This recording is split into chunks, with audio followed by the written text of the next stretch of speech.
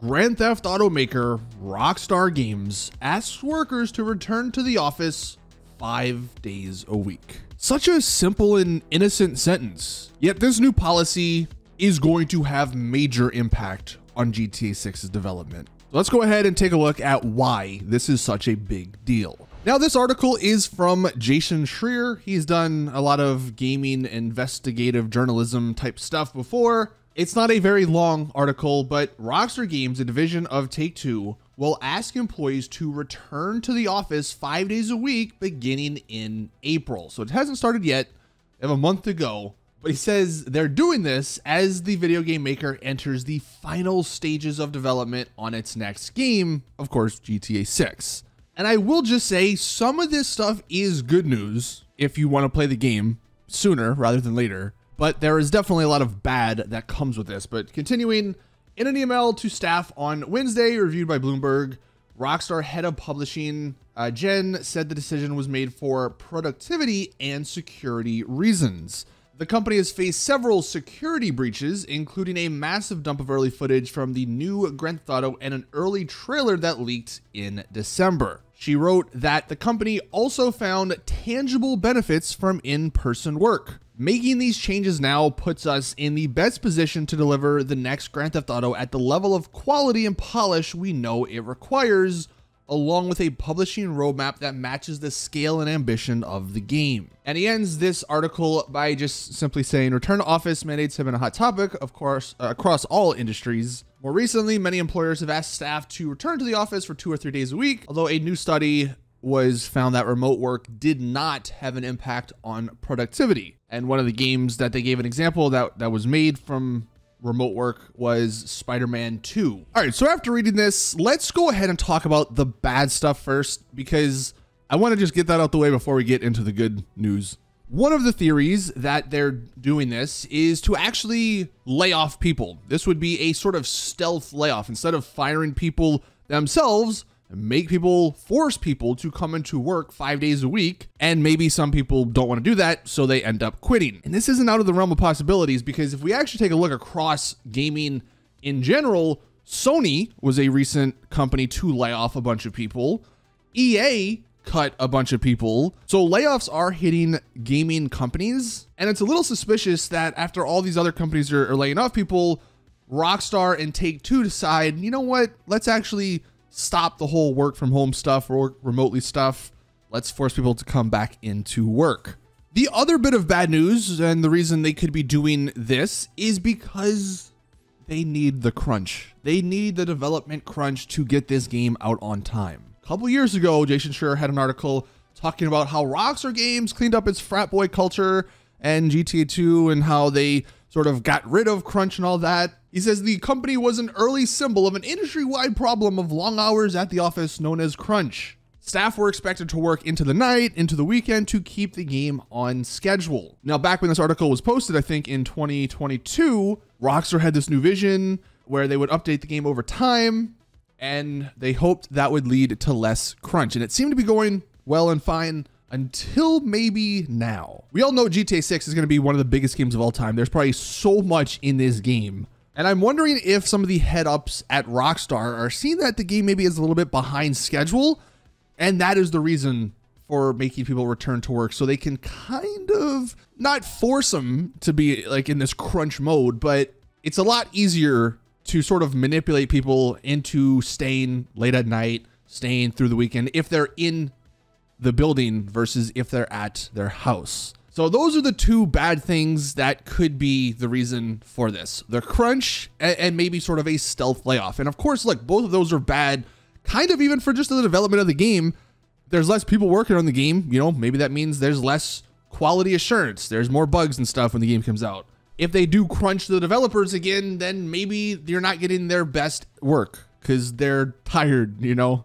I think there's definitely some cause for worry regarding this and regarding this whole little article here. The good news, at least for Rockstar, maybe not so much for us, is that this sort of forces them to be a lot more secure. GTA 6 has had some crazy leaks. Back in 2022, there was this guy, the Teapot Uber hacker, leaked 90 footage clips from GTA 6 simply because all the developers were working from home and he got into that somehow. The head art director's son, like one of the head developers' sons, leaked some stuff on TikTok. That all happened because of the work from home.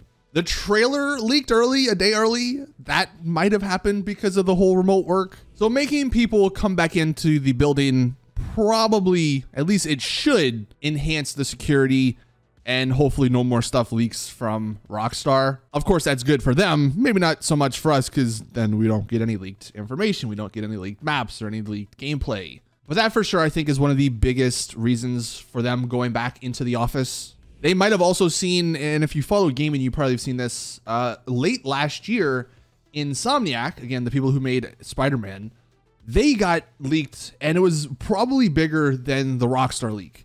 I mean, it says it impacted more than 400 employees, like all kind of different source code, I think, was leaked. And that all happened mainly because of the lack of security from remote work. So it's also possible that Rockstar and Take-Two saw that leak and was like, guys, we cannot have something on that scale happen to us.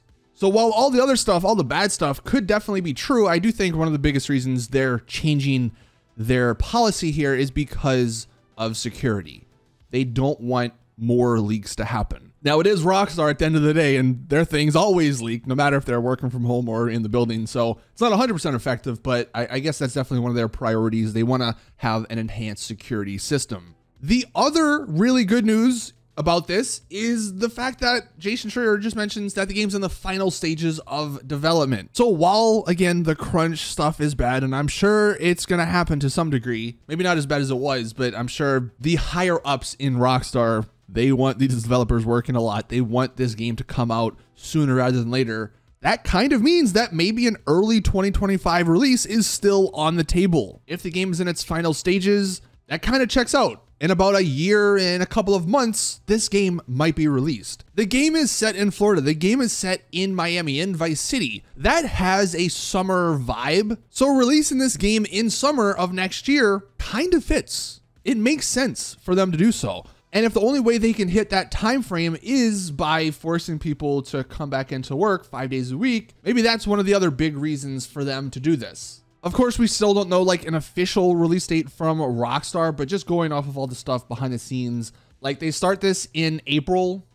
If they have just an entire year of in-building development, I could see a world where we get this game next May or next June. Now, I did just want to bring this up as the last thing. This is a post from Tez2. If you've been around the GTA Online world, you know who this guy is. More of a data miner, but he potentially has some connections with some people at Rockstar. And apparently an anonymous Rockstar worker simply said that working from home has been a lifeline for many of us at Rockstar, allowing us to balance care, responsibilities, manage disabilities, and relocate as we need.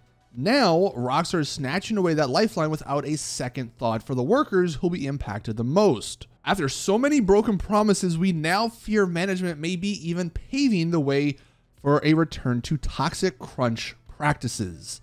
Senior leadership need to rethink their reckless decision making and engage with their staff to find an arrangement that works for everyone. Now, this doesn't sound too good. Now, while I said we'd go through all the bad stuff at the beginning, I wanted to end on this because at the end of the day, there are real people at Rockstar. It's not just like faceless developers like a lot of us may believe. And it seems like a lot of these developers are not happy with this. Whether you agree with the whole work from home stuff or work remotely stuff or in building, whatever, the fact of the matter is, like, if we have an anonymous Rockstar person coming out and saying the leadership are not on board with what normal people in the company are wanting to do, that, I don't know, it could be bad for the game. It could be bad. Obviously, we'll have to wait and see once the game comes out, maybe once some more stuff comes out, if more people either leave or leak some stuff from the, inside the company. It is just a bit worrying to see this and then hear from, some Rockstar employees saying how it's not really what we wanted.